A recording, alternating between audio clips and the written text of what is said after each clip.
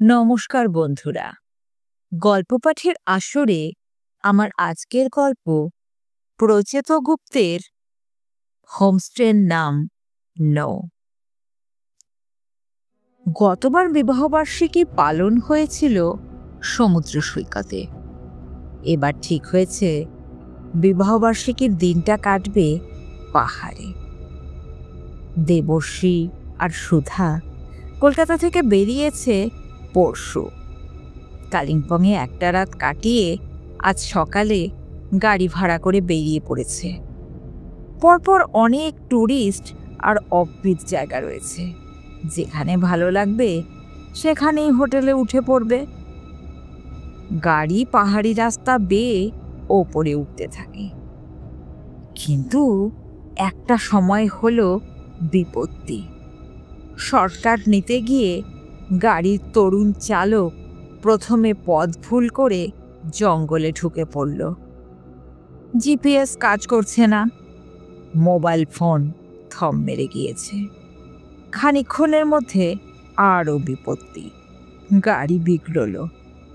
এই রাস্তায় এমন কোনো গাড়ি চলে না যে তরুণ দম্পতিকে লিফট দেবে। বেলা পড়ে যেতেই রুকস্যাকগুলো কাঁধে নিয়ে সুধা আর রাজস্বী গাড়ি থেকে নেমে পড়ল এবং জঙ্গলের ভেতর দিয়ে হাঁটতে শুরু করলো। রাতে একটা আশ্রয় তো চাই।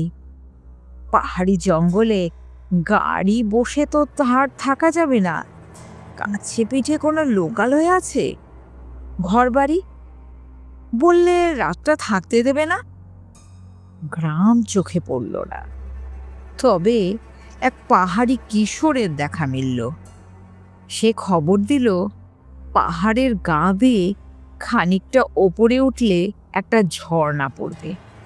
সেই ঝর্ণার টপকালে একটা হোটেল পাওয়া যাবে। যাওয়ার তেমন কোনো পথ নেই, পাইন গাছের জঙ্গলের ভেতর দিয়েই হাঁটতে হবে। অবশ্য সেখানে না যাওয়াই ভালো। রাজস্বী বলল, কেন না যাওয়া ভালো কেন?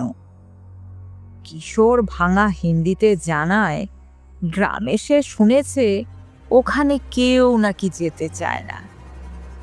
রাজস্বী সুধাকে বলল, ঠুস, নিশ্চয়ই কোনো গুজব, নয়তো হোটেলের সঙ্গে গ্রামের কোনো ঝগড়া টগড়া আছে। আমাদের প্রায় নিতে হবে, অন্য কোনো উপায়ও আর নেই। সুধা বলল, এই রকম জনমানবহীন বনের মধ্যে হোটেল কেন? রাজস্বী বলল, এখন তো জনমানবহীন জায়গায় ট্যুরিস্টদের ফেভারিট। চলো ট্রেক করি। অ্যানিভার্সারিতে ট্রেক সারা জীবন মনে থাকবে। আধ ঘন্টা ঘাম ছড়িয়ে পাহাড় ভেঙে ওঠার পর দেখা মিলল হোটেলের। তবে হোটেল নয়, হোমস্টে। কাঠের ছোট বাড়িটা পাহাড় আর পাইন বনের মাঝখানে। হঠাৎ দেখলে মনে হয় কেউ যেন পড়ে নিয়ে যাবে ভেবে বাড়িটাকে খানিকক্ষণের জন্য রেখে পাহাড়ের ঢাল বেয়ে নেমে গিয়েছিল। ফেরার সময় নিয়ে যেতে ভুলে গিয়েছে। মূল বাড়ির একটু দূরে এক কামরার আউট হাউস, সেটাই অতিথিদের। মূল বাড়ি থেকে সেখানে যাওয়ার জন্য নুড়ি পাথরের পথ রয়েছে। তেমন সাজানো গোছানোর কিছু নয়, বরং রক্ষণাবেক্ষণের অভাব চোখে পড়ে। এক ধরনের জংলি পোড়ো ভাব, তাই গা ছমছমে। রাজস্বী খানিকক্ষণ চিৎকার করল, হ্যালো হ্যালো, ইজ এনিওয়ান দেয়ার? বাড়ি থেকে একজন বেরিয়ে এলেন। মুখ পুরোটা বোঝার উপায় নেই, মাথা কান থুতনি ঢাকা রয়েছে মাংকি ক্যাপে। বয়স বোঝা যাচ্ছে না, তবে 50-এর ওপর হবে। উচ্চতা কমের দিকে, চেহারা ভারী। রাজস্বী উৎসাহ নিয়ে এগিয়ে গেল, আমরা স্বামী স্ত্রী বেড়াতে এসে বিপদে পড়েছি। মাংকি ক্যাপে মুখ ঢাকা মানুষটা নিচু গলায় বললেন, এখানে বিপদে না পড়লে কেউ আসে না। রাতে থাকবেন তো? সুধা উত্তেজিত হয়ে বলল, হ্যাঁ, আমরা ভাড়া দেব, যত লাগুক। এই কথার জবাব না দিয়ে আধখানা মুখ ঢাকা মানুষটি ভারী অথচ নিচু গলায় বললেন, আমার নাম বিজয় পাল, আমি এই হোমস্টের মালিক। আজকের গেস্টদের এন্টারটেন করি না, রিকোয়েস্ট করলেও থাকতে দিই না। তবে কেউ বিপদে এসে পড়লে তো আর না বলতে পারি না। আপনারা ওই ডাইনিং রুমে গিয়ে বসুন, আমি আউট হাউসে আপনাদের ঘরটা একটু ঠিকঠাক করে দিয়ে আসি। অনেকদিন কেউ থাকেননি, আপনারা থাকতে পারবেন তো? দুজনেই একসঙ্গে বলে উঠল, খুব পারবো। Very good. মানুষটার কণ্ঠস্বর ভারী, তবে কথা বলেন নিচু গলায়। কথা বলার মধ্যে কেমন একটা অন্যমনস্ক ভাব। রাজস্বী আর সুধা এসব নিয়ে একেবারেই মাথা ঘামাচ্ছে না। তারা বিরাট নিশ্চিন্ত। আজকের রাতটা তো মাথা গোজার একটা ব্যবস্থা হলো। কাল সকালে এই লোকটা নিশ্চয়ই একটা গাড়ির ব্যবস্থা করে দেবে। এখন রাত 9টা। খুব ঠান্ডা, কনকনে ধরনের। শুধু পাহাড়ের ঠান্ডা তো নয়, তার সঙ্গে কুয়াশা ভেজা বনের ঠান্ডাও রয়েছে। রাত যত বাড়ছে কনকনে ভাবটাও বাড়ছে। গরম জামাকাপড় ভেদ করে শরীরে গিয়ে লাগছে। আউট হাউসের সামনে বিজয় পাল, রাজর্ষি, সুধা দাঁড়িয়ে। বিজয় পালের বানানো রুটি, তরকা, চাটনি দিয়ে নৈশাহার হয়েছে। তিনি অতিথিদের ঘর পর্যন্ত এগিয়ে দিতে এসেছেন। দরজার মাথায় বেগুনি রঙের আলো। সেই আলো ফ্যাকাশে, কুয়াশা মাখা। জ্বলতে হয় তাই যেন জ্বলছে। এই আলোর কারণে চারপাশটা আরও অন্ধকার লাগছে। পাইন বন কালো দেওয়ালের মতো এই হোমস্টেকে ঘিরে আছে, আড়াল করে রেখেছে। ডিনারের পর বিজয় পাল একটা মর্মান্তিক ঘটনা বলতে শুরু করেন। ঘটনা শেষ করেন আউট হাউসের সামনে এসে। বোঝাই গেল এখানে কেউ এলে তাকে তিনি ঘটনাটা শোনান। কে জানে, হয়তো ঘটনাটি শোনাতে চান বলেই কোনো কোনো সময় কেউ এলে থাকতেও দেন। নিজে ঘর পরিষ্কার করেন, রান্না করে খাওয়ান। 4 পুরুষ ধরে পাহাড়ে বসবাস। তবে বিজয় পাল বাড়িটি কিনেছেন 30 বছর আগে। বিয়ের 1 বছর পর কোনো এক রাতে পাহাড়ি পথে গাড়ি খারাপ হয়ে যায়। নিজেই গাড়ি চালাচ্ছিলেন। তখন যোগাযোগের অবস্থা আরও খারাপ ছিল। স্ত্রী শালিনী ছিলেন সঙ্গে, তার জ্বর।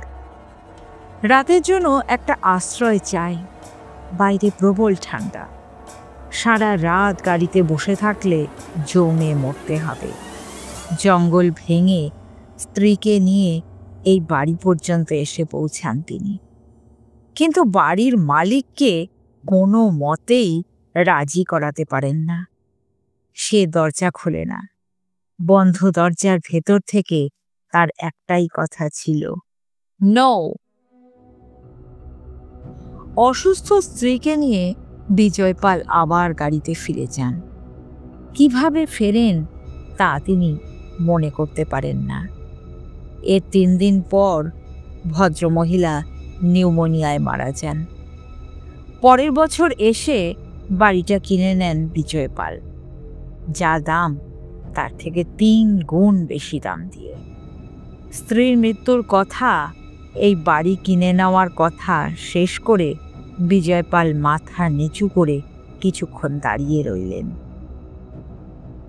রাজস্বী কথা ঘোরানোর জন্য বলল, বিজয়বাবু, আপনাকেও গুড নাইট।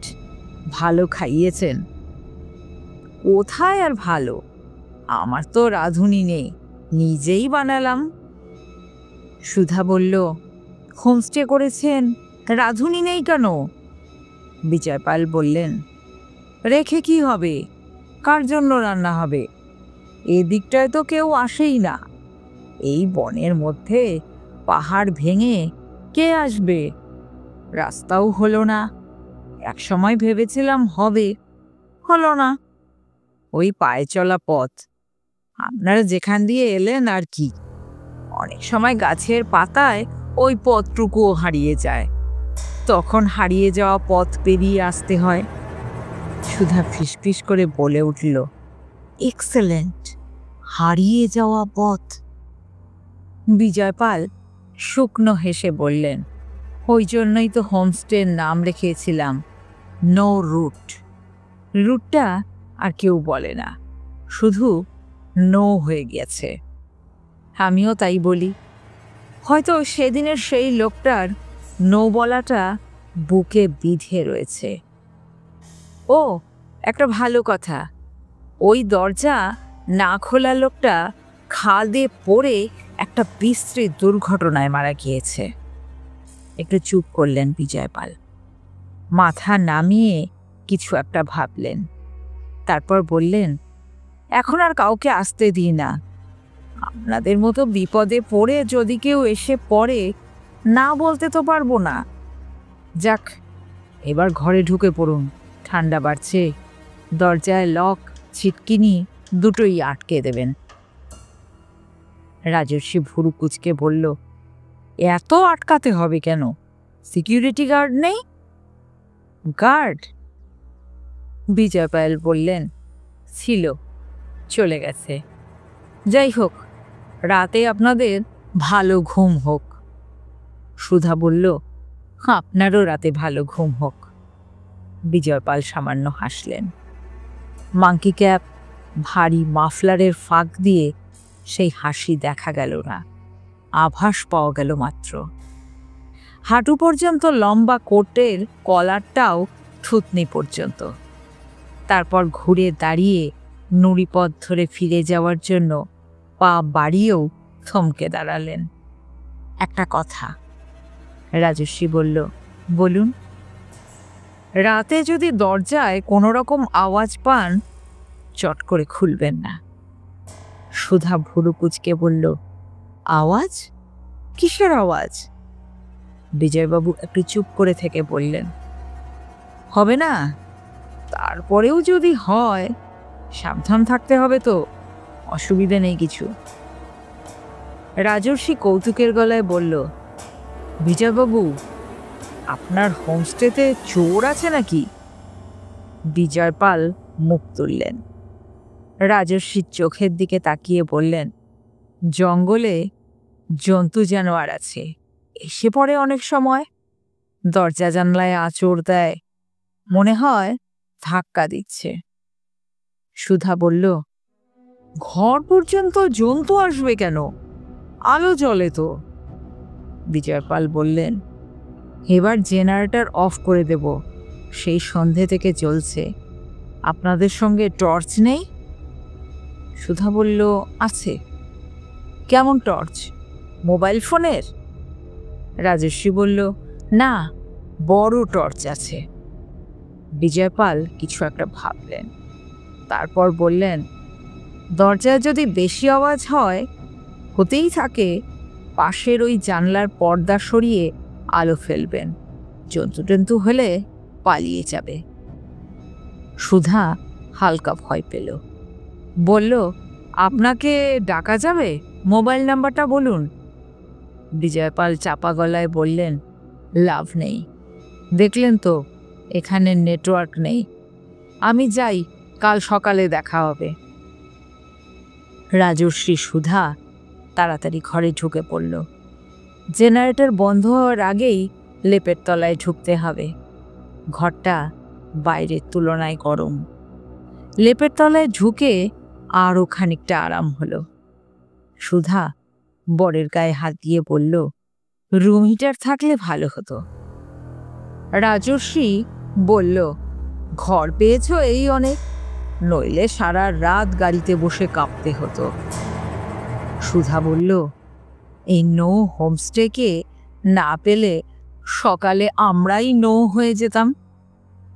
রাজর্ষি হেসে উঠল, খ্যাস খ্যাস খ্যাস। ঘুম ভেঙে গেল রাজর্ষি সুধা দুজনেরই। মনে হচ্ছে বড় বড় নখ দিয়ে কেউ দরজায় আঁচড় কাটছে। কে? নিশ্চয়ই জন্তু। জন্তু ছাড়া কেউ এমন করে আঁচড়াতে পারে না। রাজর্ষি বালিশের নিচ থেকে টর্চ বের করল। সুধা তাকে চেপে ধরল। কেউ না।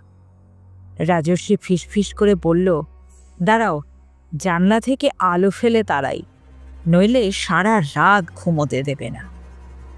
সুধা গায়ের লেপ সরিয়ে বলল, আমিও যাব। রাজর্ষি আর সুধা একরকম পা টিপেই জানলার কাছে এলো। ভারী পর্দা সরিয়ে কাচের ভেতর থেকে দরজার বাইরে আলো ফেলল টর্চে জেলে। এক রূপবতী মেয়ে জ্বরে বিধ্বস্ত মুখে ফিরে তাকালো। এত ঠান্ডাতেও গায়ে একটা মাত্র চাদর। মেয়ে কাতর চোখে আলোর দিকে দুটো হাত তুলল। বড় বড় নখ যেন ঝলসে উঠল।